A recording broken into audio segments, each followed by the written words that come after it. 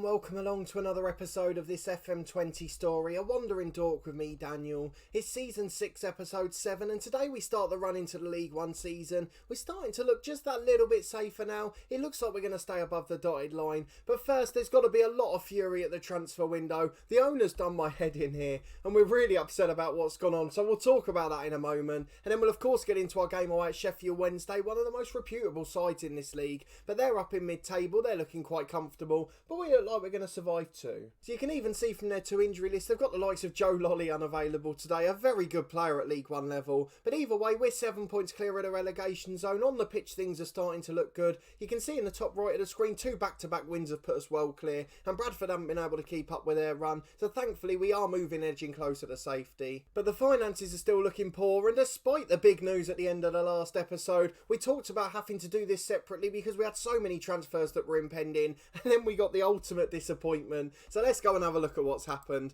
I'm going to show you how many people have joined the club. One small pre-agreed deal from here, just a little bit of a gamble, but only one player joined on deadline day. And you saw when we were there, we had 8, 9, 10 deals ready to go. All the players accepted to join us bar one. We pressed OK on all the deals, and then we got a certain message pop up. We can't do this because it would exceed the club's budget. We can't do this because it would exceed the club's budget. Now let me just go and take you to that club budget so you can see exactly where we stand at the moment. 41 grand of the wage bill remaining. The players that we had tied up to around 18,000, and in the transfer budget we'd edged up, so that was around £1 million, and it would have covered everything, left us probably about 300 grand in the bank as well. So I'm not quite sure why it didn't happen. It was certainly within our budgets, but the message that popped up said we can't do this because it wouldn't be within the club's budgets, and there's not enough budget remaining to do it. I don't know why the budget was there, but nevertheless the bank balance is a mess, so maybe the owner had just caught up with that. And let's be honest, the main reason is he's looking to sell, and it does say again now he's enjoying things at the club, but there's so many rumours of takeovers popping up, it's just too many for it to be a coincidence. But before we go and meet the new player and look at the results since the last episode, a massive thank you to everyone who continues to follow the series. I really do greatly appreciate it. If you've missed any of the season or series so far, you can catch up in a playlist in the eye above. If you are enjoying it, please do put a thumbs up on the video. It makes such a difference to how it performs. And if you're new to the channel, subscribe for daily FM20 content from both of my long-term stories. But let's go and have a look at the transfer news. There wasn't a great deal going on, but obviously one in and one out still, and one that will be joining in the summer. So let's deal with the out first. Miles Judd,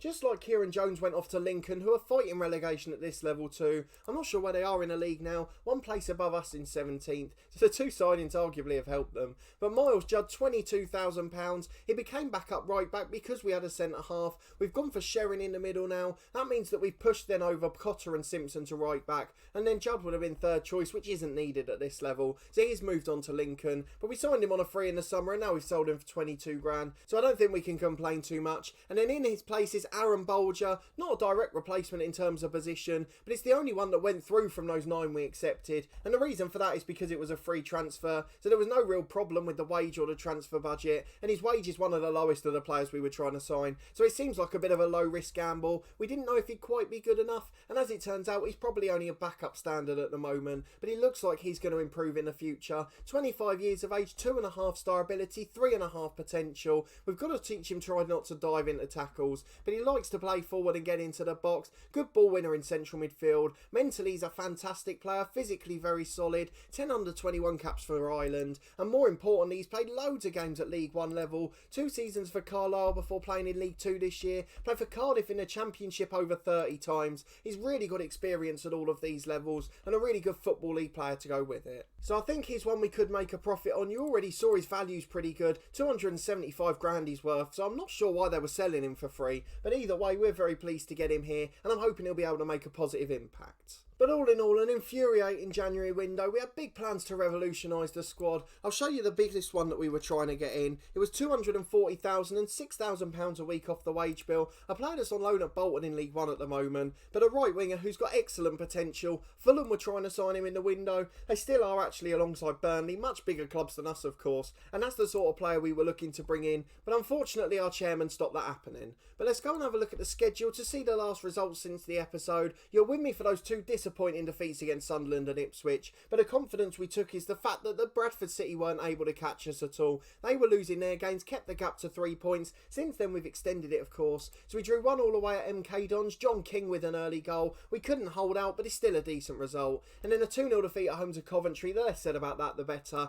Before a 1-1 draw away at Oxford, again John King with an early strike. Again we couldn't quite hold on for the 90, but either way we still got a decent result, and we followed it up with back-to-back wins. So at home to Peterborough and Bolton, two sides that we really needed to beat down there. You can see they're the two sides we've overtaken in the last 2 weeks actually. So 2 1-0 wins, Ryan Broom with the goal late on against Peterborough, John King with a first half goal against Bolton, and you can see the defensive players got really good match ratings in those games, and against Bolton we just kept the same 11 on. We're trying to give as much consistency to this squad as possible. So all of the news is good so far, particularly on the pitch where we are edging closer to safety. Off the pitch is frustrating. I'd like a takeover to be done by the summer. The problem I've got at the moment is I've got a feeling that it might happen during that summer window. We'll probably lose a month of our time to get transfers, and we can't afford that, or we will have second season syndrome, as we haven't got a strong enough squad in League One.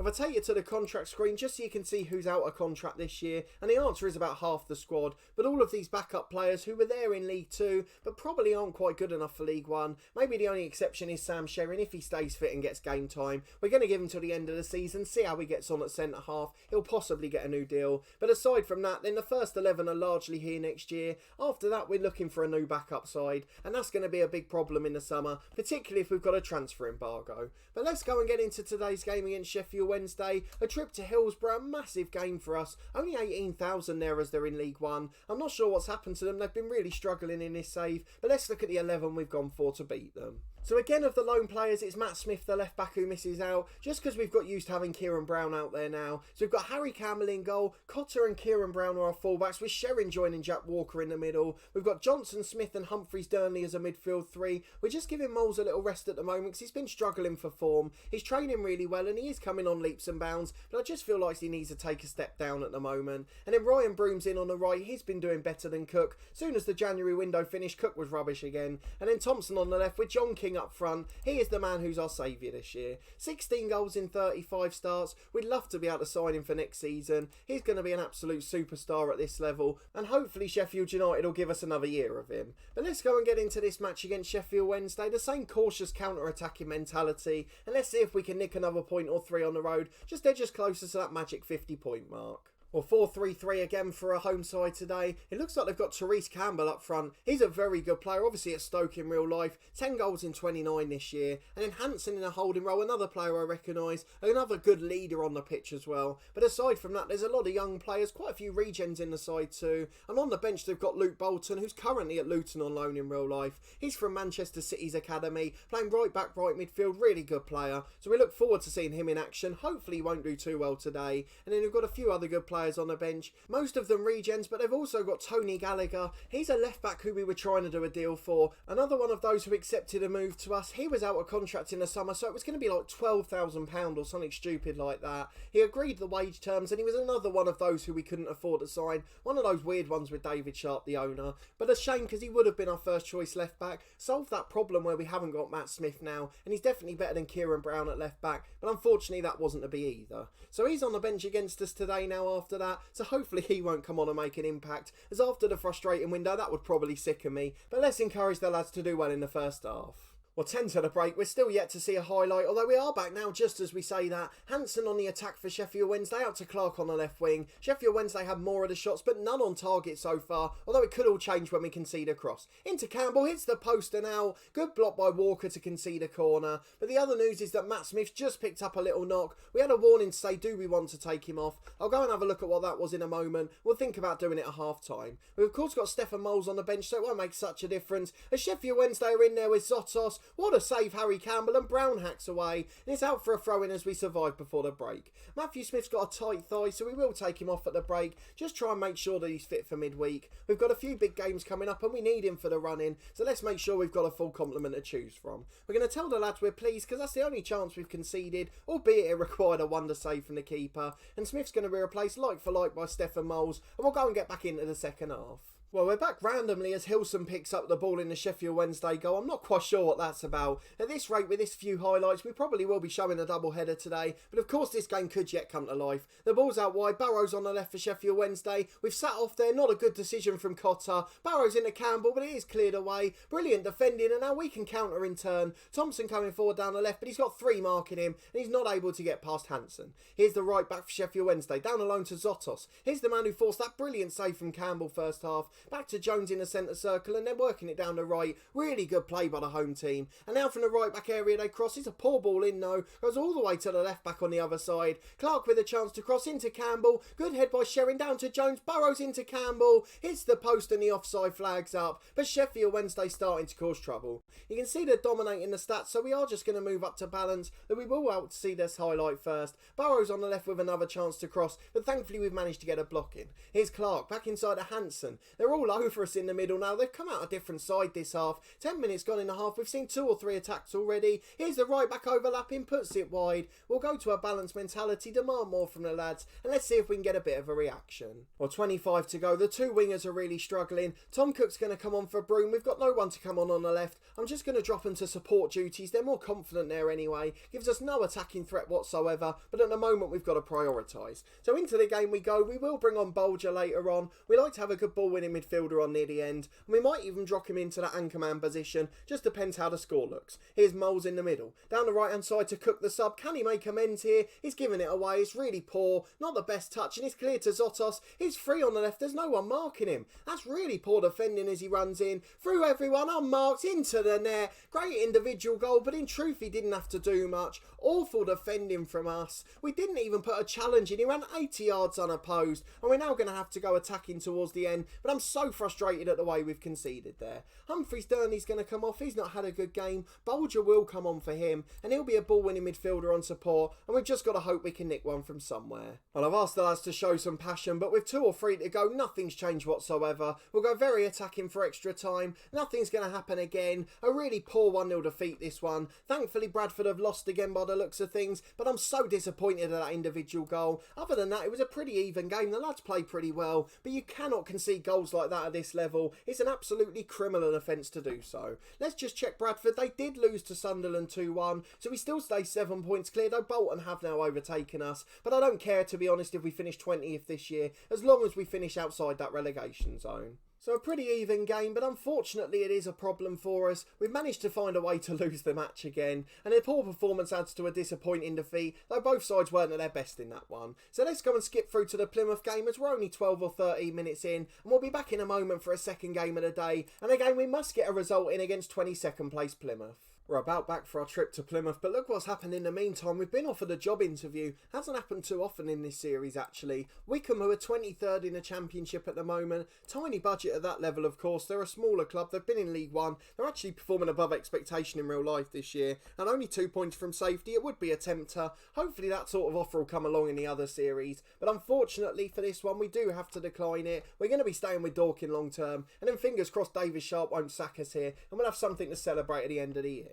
But we've got a few fitness tests going into today's game. Mole's just about fit. Matthew Smith fit. That's because we took him off last week. Joe Thompson fit. And Fauna looks like he is as well. But he's recovering still, so we probably won't put him on the bench. Over 10,000 at home park, because Plymouth are in poor form, but they did then go and win their last game. So just returning to form at the right time. Joe Thompson's still injured, actually. We're going to have to take him out. Have we actually got anyone who can play on the left? I think it'll have to be Tom Cook for this one. Onto the bench come Connor Simpson back from injury. And who else can we do? I'm not quite sure. Parkhouse could be replaced on the bench by Callum Wright. Just gives us a few more options there. And in fact, actually, we can bring Matt Smith back in today. He'll come in at left back for Kieran Brown. Kieran Brown will then be replacing Sherrin at centre half. And then Sherrin will go onto the bench in place of Grant Smith. So a few changes there today. Brown going into centre half with Matt Smith coming in at left back. Sherrin dropping out of the squad. And then Cook coming in for the injured Thompson on the left wing. But aside from that, it'll be exactly the same squad. So let's go and get into the Plymouth game. One that we really need to get a result from. We don't want to close the gap between us and the 4 relegation zone sides. So let's hope we can avoid that today. They've got Sarkic up front. Billy Cargill at centre half. Remy Street alongside him too.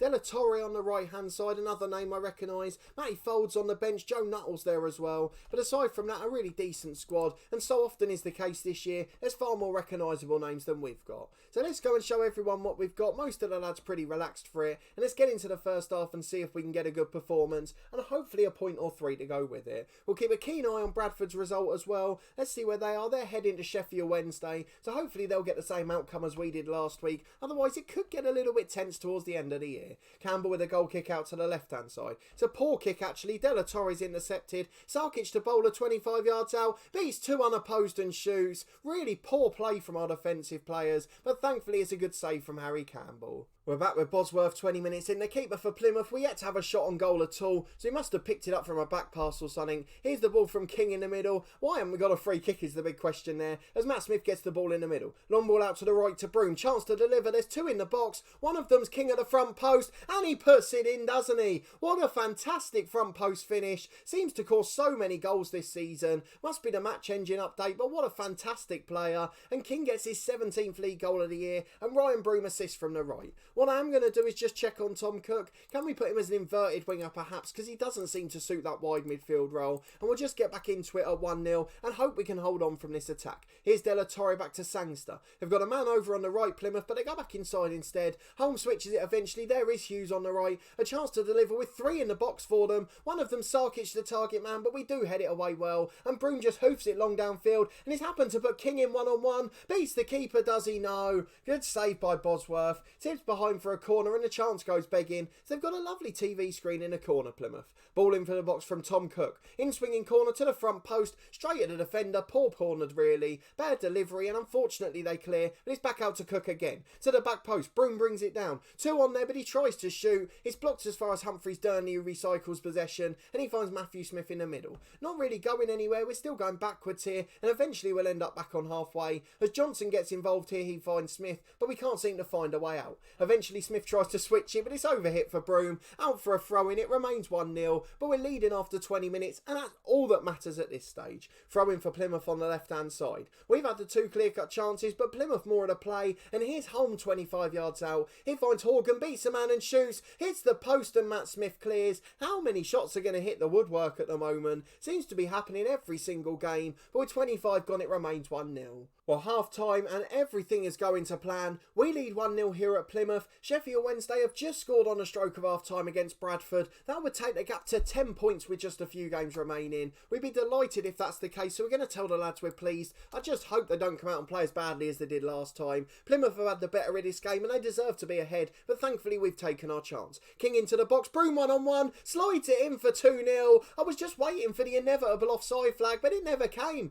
It's a reverse of the first goal. The first one was Broom whipping it in for King. This one, a lovely set piece from John King, and Ryan Broom gets behind the defence to tap in, and we lead 2-0 now with 5 gone in the second half. Still 1-0 to Sheffield Wednesday in the other game, as Tom Cook picks the ball up on the left again, and what we could really do with now is to grow in confidence and nick more, as John King's in again, but he slices his effort, he goes wide at the far post, and with 10 gone in the second half, it's 2-0 to Dorking Wanderers. Well, 15 to go, nothing's happening, but I'm going to leave the changes as long as possible, so probably the last 5 will just start to make them one at a time to waste time. So let's make the first one now. Barry Cotter's on a yellow, James Simpson will come on at right back for him, and then as we go along, every 2 minutes we'll make one, although Plymouth have got a corner on the right here. Home to the back post, headed down, over the bar from Remy Street, a free header which is a little bit of a concern, but let's go and make a second change there. Humphreys Durnley's going to be replaced by Bolger. He'll be a ball-winning midfielder on support. In fact, we might even put him on the defensive duty, as that's what he seems to prefer anyway. Right, 2 minutes left, no personnel changes now, but let's go and get the time wasting on. You know I love that with a couple of minutes left. We've just got to make sure we get to the end and hold on here. And with 1 to go, we will make our final change now. We've got Jordan Johnson who's struggling for fitness. Tom Cook's not had the best game on the left wing. So in fact, we'll bring Connor Simpson on, get him back some fitness. He'll come on as a wide target man on attack, just to try and win flick-ons, get on the end of long goal kicks. Hopefully that'll burn down a few seconds as we move into 4 minutes of stoppage time. Bradford's still losing, that's the only bit I need to know. I can't see it from this screen, but Plymouth are in. Hal Cross crosses, Brown heads away, Smith flicks on for Johnson who hacks clear, and we're hanging on by the skin of our teeth at the moment, but with 4 clear-cut chances we deserve to win this game. Simpson the sub with a poor header away, what a save Campbell, but it's bobbled in eventually. Lacey slide tackles it into the net, that's something that happens too often as well, but it's too little too late, we do win the game. John King and Ryan Broom the heroes, we're pleased with the performance and we tell the lads well done, and I think that one may have just wrapped up survival. Bradford City lost by the looks of things, they did 1-0 to Sheffield Wednesday, so we're 10 points clearer than with 8 to go. Peterborough now 5 behind us in 20th, and we're just 4 points off Doncaster in 14th. So it could be a good season for us yet. It looks like we're going to survive really comfortably now, and although the league position's not going to show a big survival gap, it's going to be good in terms of points for us. It keeps our manager performance at B-, which is all we can ask for this season. Really unrealistic expectations. We've performed a miracle if we can survive, and hopefully when we come back for the last game of the season, it'll just be a more relaxing affair. So we're going to go and praise Ryan Broom for his performance. John King's been brilliant as well in that game. But let's have a look at the schedule to see how we finish the season. Who have we got on the last day to see? It's Notts County away from home. Where are they in the league? They're up in 5th chasing a playoff place. And it looks like they're going to make it there as well. So maybe the last game will be a celebration for both sides. Of course, Notts County came up with us from League 2 last year. They've done far better than us, but they've got a bigger budget, bigger ground, bigger facilities. We're not able to compete with that, but we've still done a great job to stay up. So I'm stalking like we've already survived. We're only 10 points clear. Probably need just one more win to make sure of things. And hopefully by the time we come back, we'll have had that. We've got 5 of the last 8 games at home, and we've been in far better form at home this year. But a good away win to Plymouth will never go amiss. In fact, that's our first away win since December against Accrington. So nearly 3 months without an away league win, and we managed to turn the tide against Plymouth. But if you did enjoy this episode and that double header, please do put a thumbs up on the video. Let me know in the comments if you've ever had anything like we did in the transfer window, where you've got budget there but then they say there isn't one remaining. I'll get a couple of screenshots and post them on Twitter too. A bit of a strange one for us, the fact that the money was there to spend and then it said that there's no club budget to do it. I've never seen anything like that before, and I wonder if it was just because there were takeover rumours. But a massive thanks for watching this one again. If you're new to the channel, subscribe for daily FM20 content for both of my long-term stories. We'll be back tomorrow with the head coach as we finish off our summer transfer window and play our second set of fixtures from League 1. We of course had our transfer special in that one yesterday. The start of the summer window, a really good director of football in Alan Judge. Go over and check out what he's done for us this summer. And in this one we'll be back in 2 days time on Monday as we look forward to ending the season with a relaxing day out. But a massive thanks for watching this one as always, and your continued support with the series. I really do appreciate it, and I hope to see you next time for another important episode as we try and survive with Dorking Wanderers.